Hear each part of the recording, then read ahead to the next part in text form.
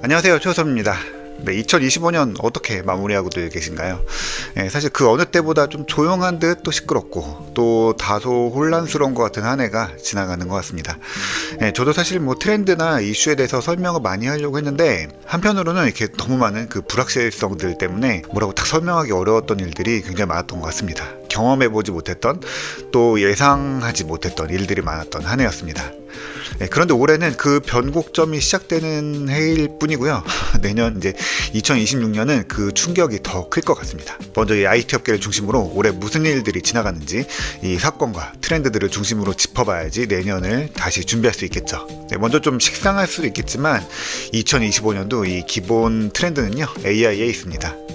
사실 이게 모든 걸 먹어버렸고요. 또 AI 산업 자체를 넘어서 이게 다른 시장까지 영향을 주고 있어요. 심지어는 이게 치킨 시장까지 여파가 갔죠. 치킨 이야기 나오니까 지난 10월에 엔비디아 제스냥 CEO가 우리나라 찾았던 걸 얘기하지 않을 수가 없죠. 이 에이펙 정상회담 때문에 찾아왔는데 일단은 뭐 여러 가지 회의도 하고 핵심으로 우리나라에 GPU 26만 장을 공급하겠다라고 약속을 하고 갔어요.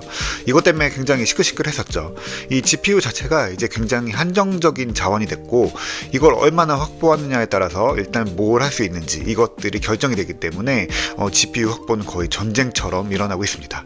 그리고 이 또 하나는요, 이게 소버린 AI, 그러니까 국내에서 자체적으로 AI 서비스들을 어느 정도 이 독립적으로 만들 수 있는 기반이 된다라는 점이 중요한 것 같아요. AI를 바라보는 시각은 여러 가지가 있는데요. 저는 기본적으로 우리나라 AI 산업이 이게 어떤 서비스를 쓰든 뭐 어떤 플랫폼을 쓰든지 지금은 이 뭐라도 가리지 않고 다 받아들여서 익숙해질 수 있어야 된다라고 생각을 합니다. 이게 뭐 인프라나 모델, 플랫폼, 뭐 프레임워크 같은 뒤에서 일어나는 일들은 나중에 필요에 의해서 개발해도 된다라는 생각이거든요. 먼저 이걸 어떻게 쓸지, 왜 필요한지에 대해서 빨리 우리가 깨달았으면 좋겠거든요. 그런데 또 한편으로 이 국가 단위 입장으로 보면은 이 기업이나 개인들이 AI를 쓰면서 이 해외 모델을 쓰면서 데이터가 나가고 또 해외 모델이 학습되는 거에 대해서 경계를 할 필요가 있거든요. 물론 그거를 뭐 학습을 안 하게 할 수도 있다라고는 하지만 적어도 이 AI를 쓰는 과정에서 일어나는 그 데이터들이 데이터 부족에 시달리는 국내 기업들의 모델들에 학습되는 게 그래도 아무래도 좋겠죠. 그래서 소버린 AI, 바로 이 AI 주권에 대한 부분도 무시할 수는 없습니다. 일단 뭐가 됐든 간에 엔비디아 GPU는 가장 중요한 자원이고요. 26만 장을 확보를 했어요. 근데 이거를 뭐 새 거를 주네, 뭐 옛날 걸 주네 하는 이야기가 요새 또 나오고 있긴 한데 일단은 어떤 게 됐든 간에 이 수량 확보의 가능성이 열렸고요. 또 제스냥 CEO 성격상 한 번 한 약속은요, 그렇게 치사하게 마무리하지는 않을 거라고 봅니다. 어쨌든 이 AI가 성장하면서 올해는 그냥 이 AI 자체로만 끝나는 게 아니라 이게 여러 가지 다른 분야에 끼치는 또 환경에 끼치는 이런 부분들도 이슈가 되고 있죠. 우리가 아무 생각 없이 물어보는 그 말 한마디가 처리되는 데에는요, 엄청난 양의 전기가 소비됩니다. 오죽하면은 오픈 AI CEO가 GPT에게 고맙다고 답하진 않아도 돼요 라고 말할 정도였죠. 그러니까 이렇게 인사하는 것마저도 적지 않은 토큰을 쓰니까 그런 인사는 좀 생략해줘도 된다 라고 이야기를 한 거예요. 당장 이 GPU 자체의 전력 소비량을 줄이는 건 굉장히 어려운 일입니다. 뭐 수요가 이미 어마어마하고요. 이게 늘어나면 늘어났지 줄일 수는 없어요. 그리고 또 기술적으로 GPU 자체는요, 더 이상 그 자체로는 성능을 끌어올리기는 어렵거든요. 그 대신에 이 스트리밍 코어를 더 많이 넣어서 한 번에 더 많은 걸 이 병렬 처리할 수 있도록 하는 게 지금 GPU 성능 향상의 기본입니다. 그러니까 예전처럼 뭐 클럭이나 뭐 성능 효율 이런 걸 높인다기보다는 지금은 더 크게 만들고 더 많은 GPU를 넣을 수 있도록 하는 그런 게 지금 GPU 기술에 집중되고 있거든요. 그러다 보니까 이 효율이 높아지는 NPU에 대한 이야기도 계속 나오고 있죠. 이 NPU는요, 뭐 이름과 다르게 GPU보다 더 좋지는 않습니다. 하지만 더 적은 전력으로 특히 이제 추론 부분에서는요, 충분한 성능을 내기 때문에 학습에는 GPU, 또 추론에는 NPU로 가야 된다, 이런 분위기가 이제 올해 자리를 잡아가기 시작했어요. 그리고 이걸 직접 하는 기업들도 이제 슬슬 나오기 시작하니까 엔비디아도 직접 이 쿠다를 이용하는 NPU를 만들겠다라는 이야기도 나왔죠. 그래서 2026년은 이 NPU의 등장과 이 활용이 큰 전환점이 될 겁니다. 이미 이걸 잘하고 있는 데도 있고요. 구글의 TPU가 대표적인데요. 이미 구글은 이 TPU로 직접적인 성과를 내고 있습니다. 제미나이가 단적인 예죠. 구글은 올해 이제 7세대 TPU 이 아이온 우드를 내놨는데요. 연산 성능 자체가 이전 세대보다 훨씬 빨라졌고요. 또 메모리를 192GB까지 쓸 수 있고 1초에 7TB 이상 전송할 수 있는 HBM을 쓰기도 합니다. 그리고 이거를 9000개를 한 단위로 묶을 수 있습니다. 이 확장성이 어마어마한 겁니다. 그런데도 GPU보다 훨씬 저렴하게 쓸 수 있어요. 제미나이가 가격 경쟁력을 가지면서도 더 많은 토큰을 다루고 또 최근에 이런 엄청난 성과를 내는 것도요. 이 TPU가 뒤에서 큰 역할을 하기 때문입니다. 올해 이제 이 제미나이는요. 엄청난 한 해를 보냈죠. 올해 이제 2.0에서 2.5로 또 3.0으로 진짜 빨리 업데이트 됐어요. 마치 이제 초기에 안드로이드 업데이트 되는 것 같은 모습입니다. 이 제미나이는요. 언어 모델 그 자체로도 또 멀티모달로도 엄청난 변화를 보여줬습니다. 이 요즘에 나노바나나 굉장히 화제가 되고 있죠. 뭔가 이제 또 하나의 새로운 문턱을 넘는 것 같은 생각이 듭니다. 예전부터 얘기했지만요. 구글은 이 AI를 못하는 게 아니라요. 안 하고 있었던 거예요. 사람들이 이 AI의 진입에 대해서 불편을 느낄 수가 있는데 그거를 이제 오픈 AI가 스타트업의 혁신이라는 메시지를 통해서 열어냈고요. 이제 그게 일상이 되면서 구글이 진짜 숨기고 있던 것들을 조금씩 풀어놓고 있다라고 저는 보고 있습니다. 물론 이 제미나이가 GPT보다 더 낫다라고 뭐 단정적으로 얘기하기는 어렵겠지만요. 적어도 1년 전 이맘때 제미나이는 GPT보다는 조금 한 수 아래다라고 생각하고 또 구글의 위기다라고 말하던 그런 분위기에 비교하면요. 지금 어떻게 변화했나라고 생각해 볼 필요는 있죠.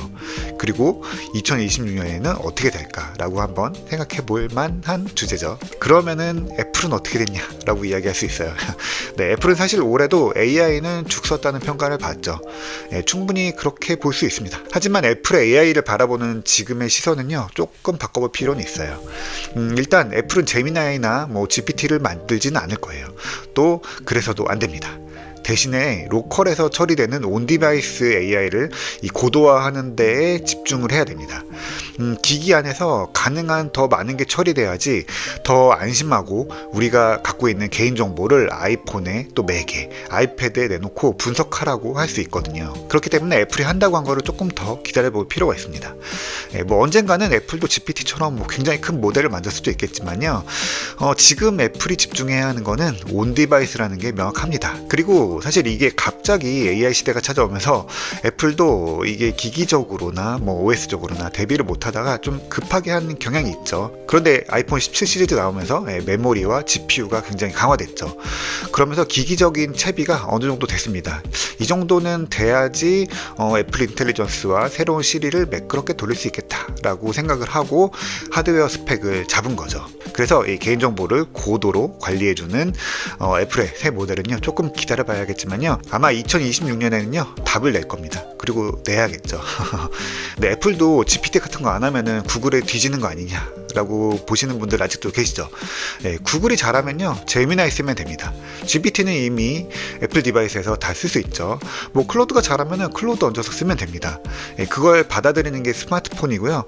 애플은 이걸 지금 오히려 외부 모델을 개방하는 방향성을 보여주고 있고요. 제미나이도 곧 열린다고 하죠. 이렇게 원하는 걸로 골라 쓸 수 있도록 하는 게 이용자들로서도 더 나은 방향이죠. 근데 문제는 이게 메모리로 옮겨가고 있습니다. AI는 데이터 센터든 로컬 기기든 더 많은 메모리를 필요로 합니다. 그래서 아이폰도 메모리가 늘어났고 다른 안드로이드 기기들도 요즘에 AI를 품으면서 더 점점 많은 메모리를 갖고 있죠. 사실 메모리는요 그동안 HBM 외에는 큰 고민을 안 했습니다. 하지만 이제 메모리 시장이 가장 중요한 거는요 HBM이 됐고 또 삼성이나 하이닉스나 이제 메모리 만드는 회사들은요 HBM을 많이 만드는 게 가장 중요한 일이 됐습니다. 하지만 그 생산량은 한계가 있죠. 결국에 소비자 메모리를 더 비싼 HBM으로 돌리는 게 당연한 수순이 되고 있습니다. 그러다 보니까 당장 메모리 값이 치솟고 있죠. 오늘 사는 게 가장 쌉니다. 네, DDR5만 오르던 게 이제는 DDR4도 따라서 오르고 있습니다. 뭐 16GB DDR5가 거의 30만원 왔다 갔다 하고요. DDR4도 20만원 넘어서고 있습니다. 내년에는 이거 더 많이 오를 텐데요. 문제는 이게 램이 오르면 PC 가격도 오를 테고요. 스마트폰 가격도 오릅니다. 이제 거의 매년 값을 올리는 이 게임기들은 어떨까요? 그리고 자동차는요. 예. 이게 결국에는 AI 데이터 센터가 모든 반도체 수요를 쓸어가면서 또 다시 이 반도체 공급 대란이 오는 것 같습니다. 2026년 이 메모리발 반도체 대란은요, 어느 정도 염두에 둘 필요가 있습니다. 이렇게 모든 이슈들이 AI로 연결되지만요, 그 와중에 이 기본이 되는 보안도 빼놓을 수 없습니다. 진짜 올해는요, 난리였죠. 유통, 서비스, 금융, 공공까지 광범위하게 다 터졌어요. 물론 기억에는 거의 SKT와 쿠팡만 남겠지만요, 이게 거의 모든 분야를 가리지 않고 보안 위협이 계속 이어진다는 거는 좀 심각하게 바라볼 필요가 있습니다. 이건 좀 두 가지 관점에서 봐야 되는데요. 먼저 첫 번째는 대응입니다. 특히 이제 SKT와 쿠팡처럼요, 전 국민을 대상으로 이 일부 어느 정도 공공성을 띠는 기업들은요, 기본적으로 이 개인정보를 잘 다뤄야 되는 책임을 갖고 있죠. 그런데 이 책임감을요, 좀 스스로 크다라고 더 느꼈으면 좋겠습니다. 그런데 이게 사고가 터지면은 정작 이 유출한 기업들이 피해자가 되는 것 같은데요. 사실 피해자가 아니라 정보 위탁을 받은 입장에서 책임을 져야 하는 입장이죠. 개인의 일탈이나 몰래 일어난 사고다라는 식은 이게 변명이 안 되죠.